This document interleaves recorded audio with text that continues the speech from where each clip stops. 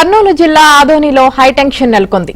డీఎస్సీపై చర్చకు సిద్ధమంటూ వైసీపీకి ఎమ్మెల్యే పార్థసారథి సవాల్ విసిరారు. ఎమ్మెల్యే పార్థసారథి వైసీపీ ఆఫీస్ దగ్గర పోలీసులు మోహరించారు. వైసీపీ ఆఫీస్ కు బయలుదేరిన పార్థసారథిని పోలీసులు అడ్డుకున్నారు.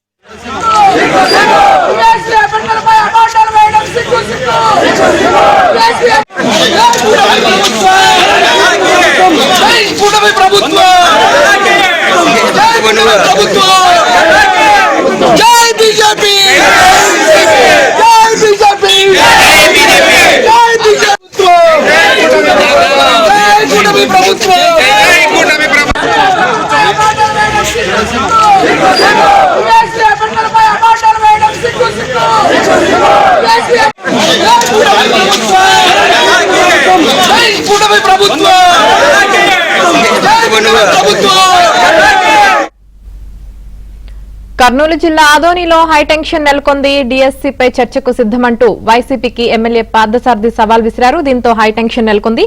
దీనికి సంబంధించి పూర్తి సమాచారం మా ప్రతినిధి సుంకన్న అందిస్తారు. సుంకన్న,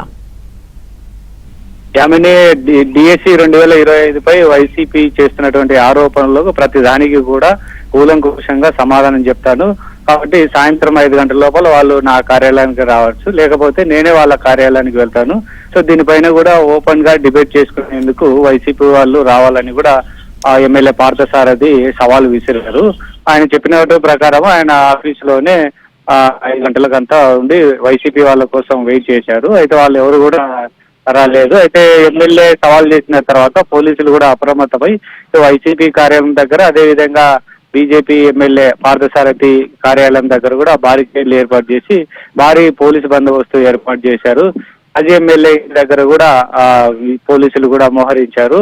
అయితే మాజీ ఎమ్మెల్యే ఇంటి దగ్గరికి ఎమ్మెల్యే పార్థసారథి వస్తారేమన్న అనుమానంతో వైసీపీ కార్యకర్తలు కూడా పెద్ద ఎత్తున తరలి రావడంతో అక్కడ ఎలాంటి అవాంఛనీయ సంఘటనలు జరగకుండా కూడా పోలీసులు గట్టి బందోబస్తు చర్యలు చేపట్టేటువంటి క్రమంలో ఎలాగైనా సరే వాళ్ళు చేస్తున్నటువంటి ఆరోపణల పైన ఇప్పటికే ముఖ్యమంత్రి చంద్రబాబు, అదేవిధంగా మంత్రి నారా లోకేష్ కూడా సమాధానం ఇచ్చారు. దానిపైన కూడా క్లారిటీ ఇచ్చారు. అయినప్పటికీ కూడా వైసీపీ శ్రేణులు రిలే నిరాహారాల దీక్షలతో పేరుతో డైవర్షన్ పాలిటిక్స్ చేస్తున్నారు. కాబట్టి వాళ్లకు మరోసారి నేను అంతా కూడా దీనిపైన కూడా స్పష్టత ఇస్తాను. కాబట్టి వాళ్ళు సవాల్ చేస్తున్నాను, నా సవాల్ను స్వీకరించి కార్యాలయం దగ్గరికి రావాలని కూడా ఏదైతే ఛాలెంజ్ చేసినటువంటి క్రమంలో వైసీపీ ఆఫీసు దగ్గరికి ఎమ్మెల్సీ మధుసూదన్ ఇచ్చారు. అక్కడికి బీజేపీ ఎమ్మెల్యే పార్థసారథి వెళ్తున్నటువంటి క్రమంలో శాంతి భద్రతల దృష్ట్యా ఆయన అడ్డుకోవడం జరిగింది.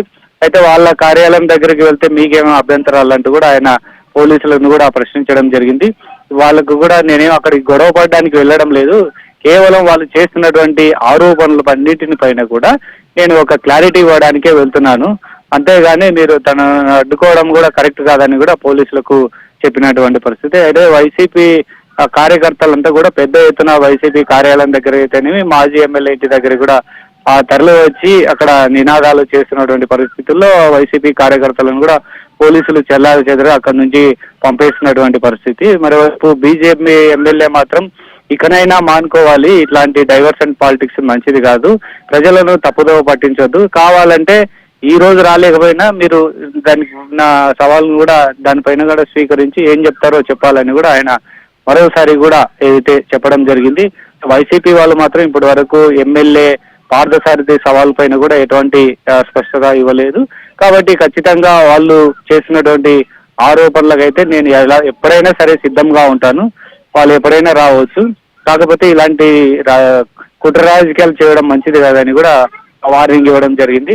సో మొత్తం మీద చూసుకుంటే ఇరు వర్గాలు కూడా వాళ్ళ ఆఫీసుల దగ్గరికి పెద్ద ఎత్తున తరలి రావడంతో హైటెన్షన్ వాతావరణం నెలకొంది. పోలీసులు కూడా భారీగా మోహరించారు. ఎవరైనా సరే చట్ట ప్రకారం నిబంధనలకు ఉల్లంఘనంగా ఎవరైనా శాంతి భద్రతకు విఘాతం కలిగిస్తే చర్యలు తీసుకుంటామని కూడా పోలీసులు హెచ్చరిస్తున్నటువంటి పరిస్థితి. మరి మొత్తం మీద బీజేపీ ఎమ్మెల్యే పార్థసారథి చేసిన సవాలు పైన వైసీపీ వాళ్ళు ఎలా రియాక్ట్ అవుతారోనని ఉత్కంఠత నెలకొంది.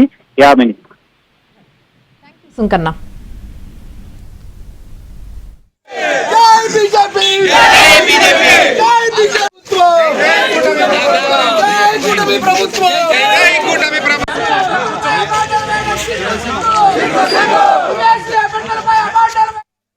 చంద్రబాబు నాయుడు గారు చెప్పారు, అయ్యా మీకు ఏదైనా డౌట్లు ఉంటే మేము క్లారిఫై చేస్తామన్నారు. విద్యాశాఖ మంత్రి నారా లోకేష్ బాబు గారు చెప్పారు, అయ్యా మేము తప్పనిసరిగా మీకు క్లారిఫై చేస్తామన్నారు. మంత్రులంతా చెప్పారు, అందరు నాయకులు చెప్తాను, అయ్యా మీకు ఏ చిన్న డౌట్ ఉన్నా క్లారిఫై చేసే బాధ్యత మాది అని చెప్తున్నారు. అది కూడా వినకుండా ఒక రోజు అంటే పర్లేదు సార్ రాజకీయ లబ్ధి కోసం చేశారనుకుందాము. ఇదే పని పెట్టి ప్రజలకి తప్పుదోవ పట్టించడం, ప్రజలకు తప్పుడు సమాచారం ఇవ్వడం చట్టపరంగా ఒప్పుకుంటామా మనం? చెప్పండి, ఆలోచించి. ఇప్పుడు నేను ఎమ్మెల్యే అండి, నా ఊర్లో ఏది జరిగినా నేనే బాధ్యుడిని. నేను వీళ్ళకే ఎమ్మెల్యేనా? వైఎస్ఆర్సీపీ నాయకులు కూడా ఎమ్మెల్యే కదా, నేను అందరు కదా, ఊర్లో అందరికీ ఎమ్మెల్యే కదా. నేను వాళ్ళ మీద కొడతాను తిడతాను అంటున్నానా? అయ్యా బాబు మీకు అర్థం కాలేదమ్మా, మీకు డౌట్లు ఉన్నాయి చాలా, అందువల్లే మీరు ఇలా వ్యవహరిస్తున్నారు, మీ డౌట్లను క్లారిఫై చేస్తాను అని చెప్తా ఉన్నాను అంతే, అంతమించి ఏం చేయలేదు. దయచేసి నేనేమి చేయను, నేను పూర్తి హామీ ఇస్తాను మీకు, ఎట్టి పరిస్థితుల్లో లా అండ్ ఆర్డర్ ఇబ్బంది రాదు. మీకు ఏ చిన్న సమస్య వచ్చినా నేనే వెనక్కి వస్తాను, అది కూడా హామీ ఇస్తాను. ఏ చిన్న సమస్య వచ్చినా సార్ సమస్య అవుతుందంటే నేనే వెనక్కి వస్తాను సార్. క్లారిటీ ఇస్తారు సార్, రేపు ర్యాలీ కూడా చేయరు వాళ్ళు, దానికి సమాధానం చెప్తారు. సమాధానం చెప్పడానికి మేము పోతా ఉన్నాం సార్.